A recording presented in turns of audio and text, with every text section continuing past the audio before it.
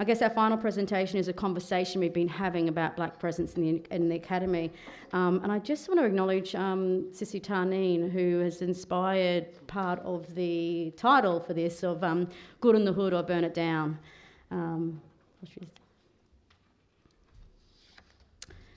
So, this is an image of Brisbane's West End, which has long been home for Aboriginal and Torres Strait Islander people in Brisbane, including those who are not traditionally from this country.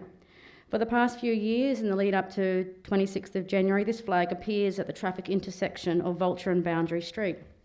Boundary Street, of course, is one of the boundaries of which blackfellas were not permitted beyond after 4 p.m, 6 days a week, and completely on Sundays. Under the Police Towns Act of 1839, police troopers rode the perimeter of those boundaries, cracking stock whips. This image speaks to black presence both now and then. It also speaks to me to black presence in the Academy. Most of my academic appointments have been within Indigenous Studies units. I've sought to be located in those spaces for the same reason as to why I live in a black community. I'm good in the hood. Being good in the hood is not because I don't think I can cut it in the mainstream. Being good in the hood is not because I'm not good enough to be anywhere else. Far from it. I've long known that my blackness meant that excellence was a prerequisite. I've never been under the illusion that I'd have to be anything but better than to break even with. And for the most part, things have been good in the hood. For the most part, I do not have to explain my presence, translate our being, suffer the violence that comes with being the only black in the village. But even in the hood, there are boundaries that are enforced for the native intellectual. We are not free to roam by any stretch. I once held an academic position where a month wouldn't go by without the same professional staff member asking me who the institution should get to perform a welcome to country. Each time it was for a different event, different faculty or school, so I guess it made sense for him to check with me each time. But I wasn't the only Indigenous academic staff member. I was the only one with a PhD. He made sure he asked me every time. And each time I'd give him the same answer and he would smile politely, okay, smugly, and he'd go on his way. And the funny thing is, he'd worked at this institution for a good decade longer than I had.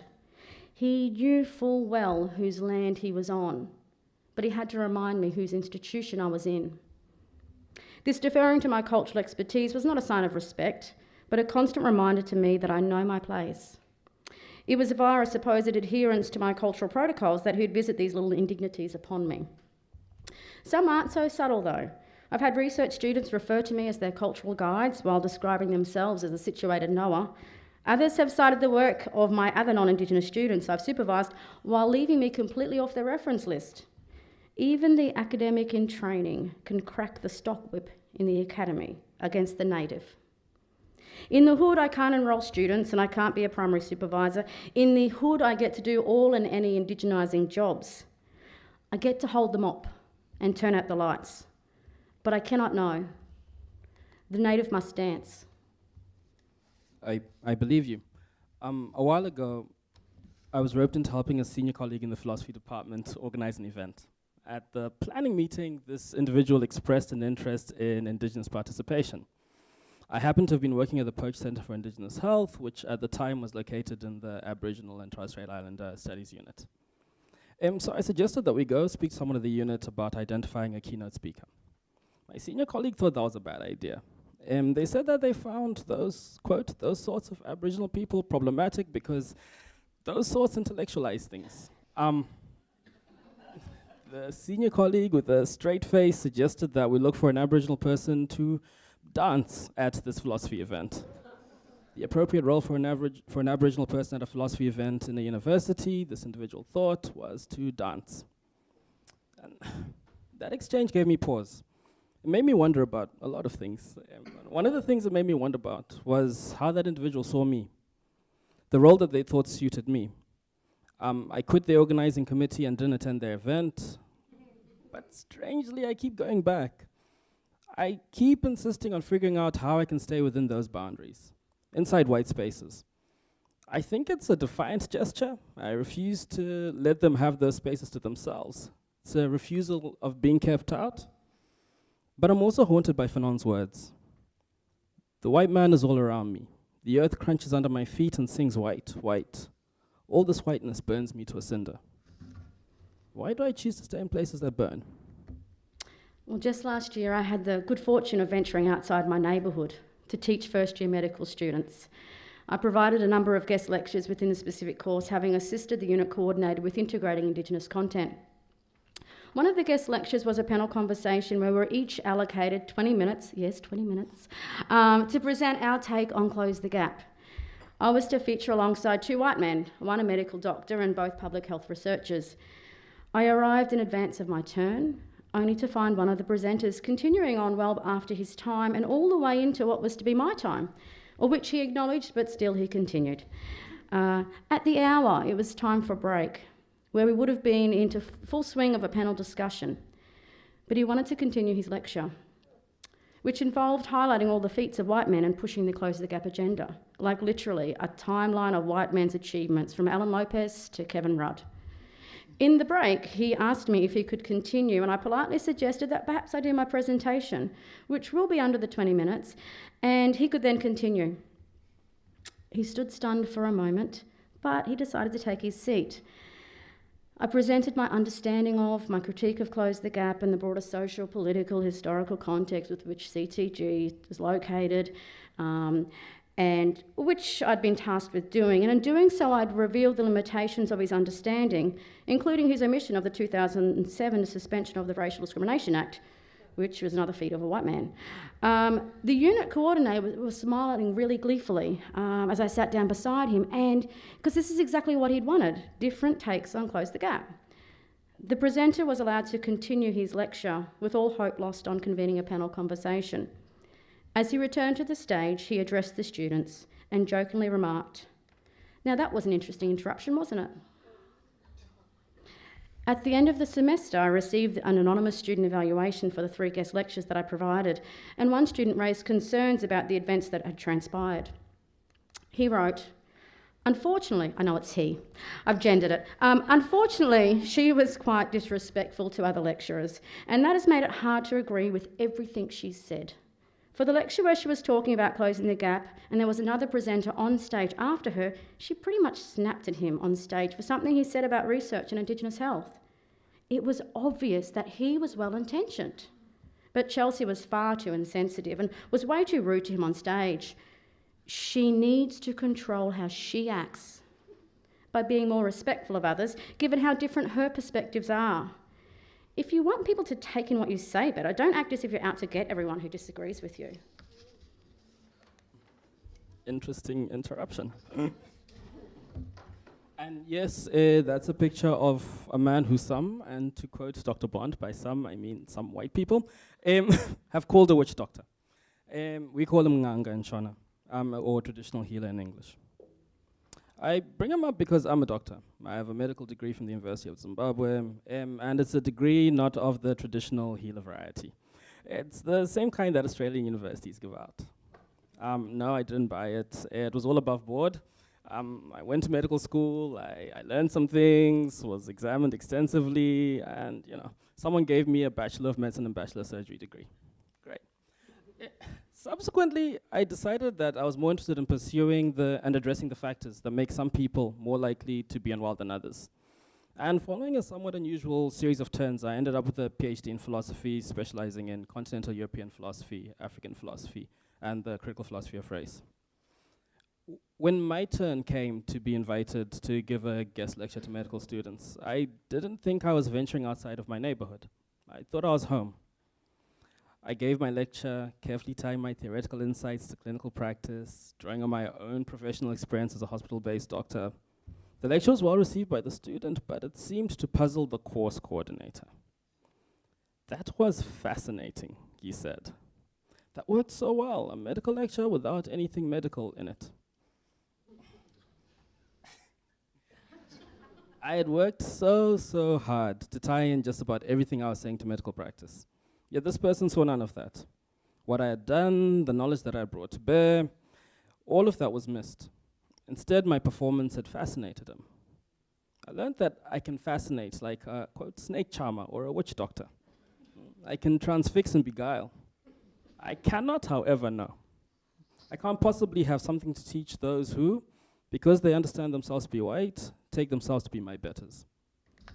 Yeah, I hear you. My indigeneity is almost always marked as problematic for my students, and not to my face, of course. They save it for the evaluation. It means that while I'm timely, organised, lesson plans well-structured, I'm perceived to be, and to quote my students, unapproachable, intimidating, not objective, biased, condescending, accusatory, passionate, confrontational, adversarial, anecdotal, inaccessible, disrespectful, unprofessional, and insensitive. The emotional experiences that students have in their encounter with indigeneity via my being is projected upon me. It is reframed as a failing of my intellect, lack of teaching experience, and/or emotional instability. There never needs to be any evidence for such a claim. It's just in my being that is claimed as an affront. And I remember some years ago a student complained in their evaluation that they couldn't express what they thought in class because I, the lecturer, was an Aboriginal woman. The name of this elective course that she chose to enrol in, of course, was called Aboriginal Woman. Now, on the one hand, we can understand that as a student, this is as a student expecting to learn about me, but not necessarily from me. And of course, our institutions have a long tradition of maintaining such a stance. But there's something more to this. I don't think it's just that we are not meant to be academics or that we're incapable of knowing. It's that non-Indigenous Australia has long comforted themselves with us not being here. If you think about it for a moment, most Australians at any given time will claim to not know whose land they're standing on. But they can remind you of the mythology of how the Tasmanian Aborigines were all but wiped out. It's like a national bedtime story that they comfort themselves as they sleep on stolen land. Thus, of course, the presence of black bodies is like their worst nightmare. You're right. And I think that casts a moral and existential challenge to the rest of us in academia, especially people of colour. I can't stand the film Out of Africa. But like so many other Western cultural artifacts, I think it shows the two primary modes of being open to the person of colour who would be accepted in white spaces. One can either be a grateful, perpetual child who defers to white knowers and white knowing, or be the impeccable servant who does basically the same thing, deferring to white knowers and white knowing. For example, we were at an anti-racism conference where the Race Discrimination Commissioner was a keynote speaker. I cannot tell a lie, I struggled with his keynote. And I asked him if he saw his position as a political one or one of staking moral claims. I was genuinely curious to understand how he understood his role. He didn't like the question very much and responded in a manner that made his displeasure clear. Soon afterwards, a white woman in the audience asked a very similar question in much less polite terms than I had, and she received from him a warm, cordial response. She was a legitimate knower, entitled to be in the room as an interlocutor, an addressee. My question had reflected neither gratitude nor subservience. I was a servant forgetting himself, behaving as though he were one of the invited guests, jeopardizing whatever gains had been made by the good minorities inside and beyond the room. You see, I think we non-Indigenous people of colour are called to be alibis. Given the injustices that are perpetrated against Aboriginal Torres Strait Islander peoples, the white collective unconscious needs model minorities, children and servants who attest to and appease white good conscience. My conditional acceptance is predicated on my complicity in the presentation of white tolerance, indeed white generosity, white largesse, white benevolence, white sophistication, white power. Yeah, I think the black folk are meant to know their place, while us black fellas are not meant to be here. I'm not convinced that you and I can out-teach those racialised ideas and expectations, whether I'm in the hood or not, aggressively or pleasantly, intelligently and culturally. The claim of intellectual nullius is as fanciful and fraudulent as that of terra nullius, but these lies serve the same purpose in how it works for them. It speaks to their refusal to see, not our inability to know or our inability to teach. And that's the point, though. We know what their lies do for them, but I don't think we're honest enough about what those lies do to us and for us also. What lies do we as black fellas and black folk live with in order to function in the institution that has been responsible for producing the racialised knowledges that we are seeking to simultaneously combat and outrun? Are we lying to ourselves in thinking that we can change any of this?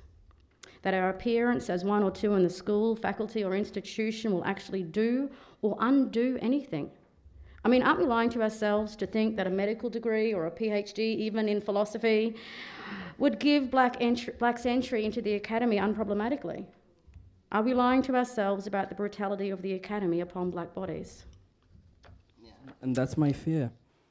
For a while, I took it as my self-appointed task to point out the problems of racism within academic philosophy departments in Australia. The community of continental philosophers is pretty small and very white. I decided to do my PhD in that space, among people who drew on many of the same texts that I'd found helpful and wanted to explore further.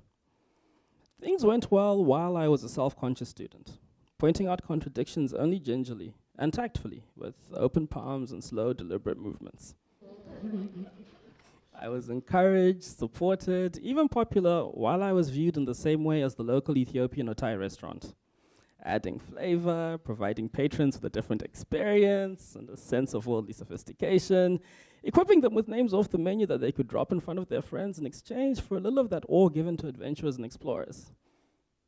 Yet without shifting the fundamental socio-political structures in any palpable way. While I was like Ifemelu's father in Chimamanda Ngozi Adichie's novel, an overzealous colonial subject wearing ill-fitting school uniform of cheap cotton, jostling to impress his missionary teachers, I was embraced. At some point, though, I gathered the courage to actually speak. I think this courage was in part resignation born of sheer exhaustion from carrying the weight of pretense. It was also something I learned sitting at the feet of the courageous, beginning with present company. And again, to paraphrase Dr. Bond, by present company I mean Dr. Bond, and as well as wonderful friends and colleagues in the hood. And shout out to the people in the Aboriginal Torres Strait Islander Studies unit at UQ. I took that courage and decided to tell an increasingly naked truth to my philosophical community. Not long ago, I was asked to write a blog post for the American Philosophical Association on philosophy in Australia. I suggested that academic philosophy here is fundamentally racist. An established white philosopher wrote a response on the same platform, one longer than my original post. Not only did she explain how I'd misunderstood and utterly failed to appreciate white good conscience, she also explained why Prof. Aileen Morton Robinson's work is philosophical, but not philosophical in the right ways. It's like those white athletes eager to congratulate the black woman who comes in last. You see,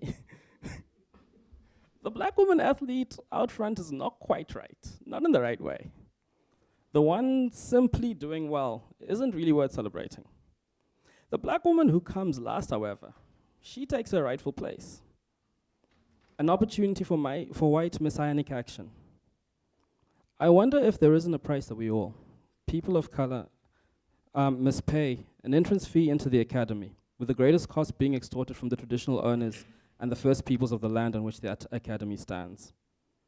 I wonder if entry isn't predicated on allowing whiteness to claim us to some degree, as those laggards to be congratulated as we finally come in last place, evidence of white benevolence. And maybe that's why I'm haunted by the African servant. Maybe that's why I keep coming back to Alexis Wright's Miss Angel Day, a woman who builds a dwelling on the white settlement's rubbish heap. You know, I first started out this this OLT fellowship trying to find a way to get around all of this, how to outperform and outsmart racism in the classroom, how I could get to what Du Bois refers to as his blue sky moment, and not just for the moment. And, you know, I could testify to the thrill of beating them at a running race or at exam time, or making them pay for the violence that they've inflicted upon black bodies. But just like Du Bois discovered, the world we are longing for is a place within is theirs, not ours. I'm not seeking to be more comfortable, more at home in their house.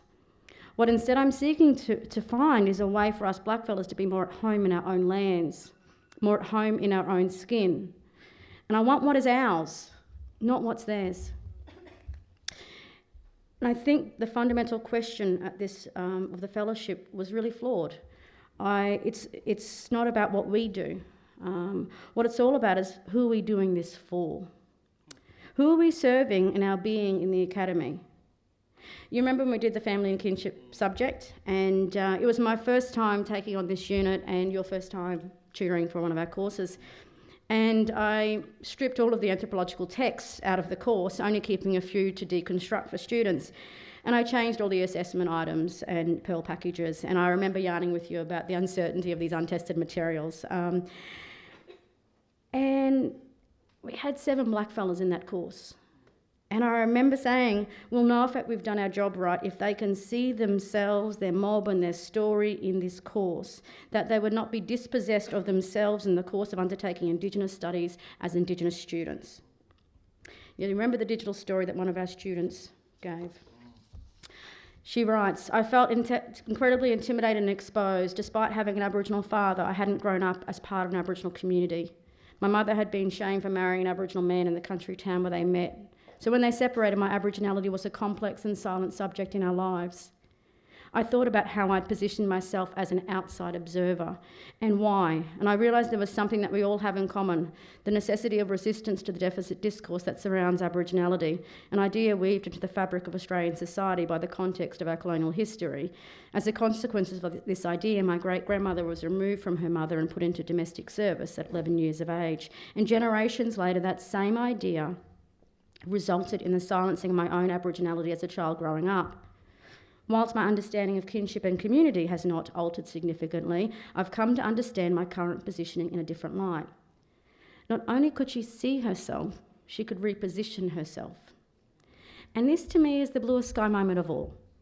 Not simply servicing or seeking validation from comforting and affirming white fellas, white knowing, white virtue, white institutions, white power. In teaching Indigenous studies, I'm here to discount, disprove and disrupt the racialised knowledges produced about us. So I'll take your claim of interruption and I'll wear it as a badge of honour. I will take your horror at my presence as a blue sky moment too, because the mere presence of my body is a truth that testifies against your lies. And maybe I'm lying to myself and seeing an option beyond jumping off a cliff like Jeddah or choosing to die on a cliff like Killmonger. Maybe that lie doesn't just keep us in the academy. Like oxygen, that lie keeps us alive. In his speech to the Congress of Black African Writers in 1959, Fanon notes, while at the beginning the native intellectual used to produce their work to be read exclusively by the oppressor, whether with the intention of charming him or denouncing him through ethnical or subjectivist means, now the native writer progressively takes on the habit of addressing their own people. It is only from that moment that we can speak of a national literature. This may be properly called a literature of combat in the sense that it calls on the whole people to fight for their existence as a nation. I'm reminded of African-American artist Jean-Michel Basquiat's painting, Irony of a Negro Policeman. I wrote about it in a paper on inescapable colonialism. There's an all-too-easy reading of it as a critique of black people who joined the police force, an arm of the repressive state apparatus. But Basquiat was far more sophisticated, complex, and subtle than that. He was a black man in a very, very white art world, just as prone to the violence and sense of complicity as the black police officer, and just as committed to using his role to protect and serve his people. The painting could, with minor alteration, become Irony of Negro Commercially Successful Artist, or Irony of Aboriginal Academic. There's an inescapable price that's levied on the person of color who would operate in white institutions, in a manner that undermines white supremacy. Even in coming to terms with being an interesting interruption, in wearing that badge, one still has to put on a badge, wear a uniform, inhabit and embody the irony that Basquiat illustrates. But you would know more about the proximity of the black cop and black academic than I would, wouldn't you, Dr. Bond? Well, funny you should mention that, Bryan.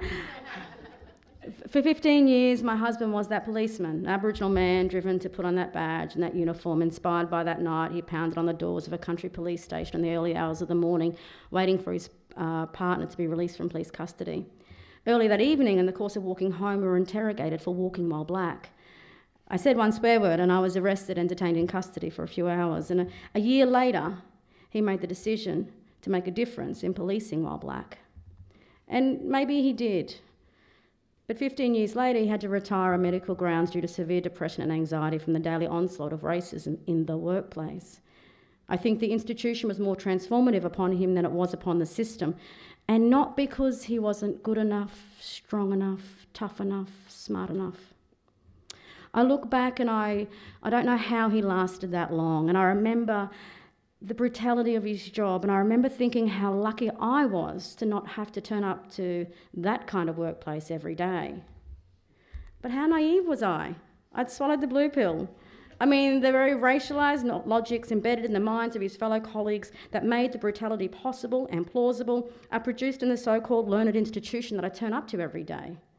The violence perhaps is just articulated in a more sophisticated way, theoretically of course, and we are told, just be patient, literally, as evidenced by this sign which sits at the entranceway to a school within an Australian university.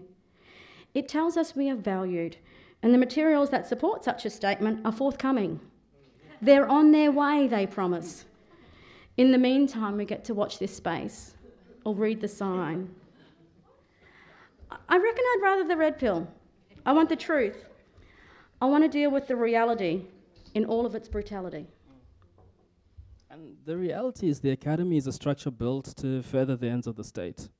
And the state has a particular relationship with First Nations peoples and with other people of color. The relationship has been characterized by violence. If you close your eyes to that violence, if you close your eyes to the violence that you're suffering, what harms will you allow to be inflicted on you? Thank you.